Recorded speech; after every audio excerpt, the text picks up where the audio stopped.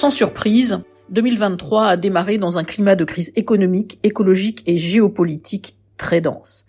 Nous avons tous modifié nos comportements d'achat.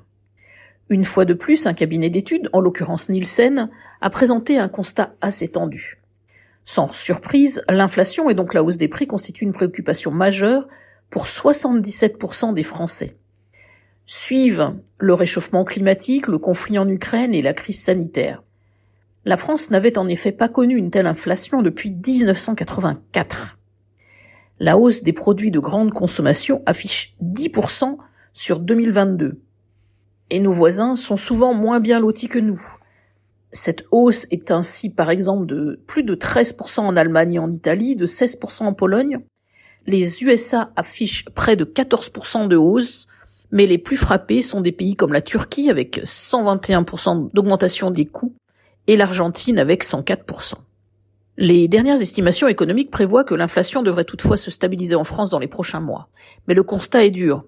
Les foyers français ont dû déjà dépenser de manière importante en plus l'an dernier pour remplir leur caddie, et ce surcoût pourrait presque tripler en 2023 par rapport à 2021.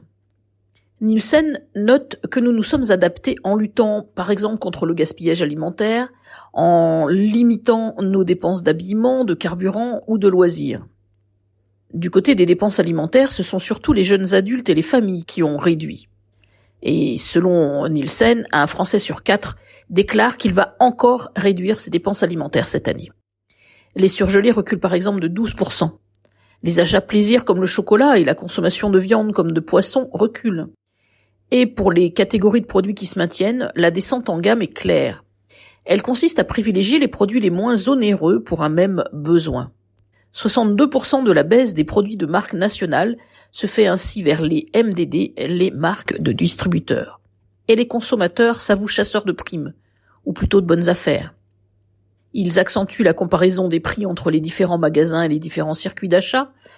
Ils saisissent toutes les opportunités des produits à date de consommation courte vendus à prix réduit, par exemple. Un tiers des Français avouent aussi avoir changé ses pratiques en établissant une liste de courses pour maîtriser les dépenses. Toujours pour mieux maîtriser les dépenses, les consommateurs fractionnent leurs achats en achetant moins, mais de manière plus fréquente. Les acteurs de la grande consommation ont tenté de compenser l'inflation en multipliant les promotions. Celles-ci ont ainsi atteint des records dans leur chiffre d'affaires avec plus de 21%. Enfin, la consommation des Français a aussi été impactée par des fortes perturbations dans les linéaires, puisque le taux des ruptures en valeur dépasse 5% en décembre 2022 par rapport à décembre 2021. Nielsen note qu'un quart de ces ruptures étaient en fait liées à des causes sur les marchés agricoles en amont.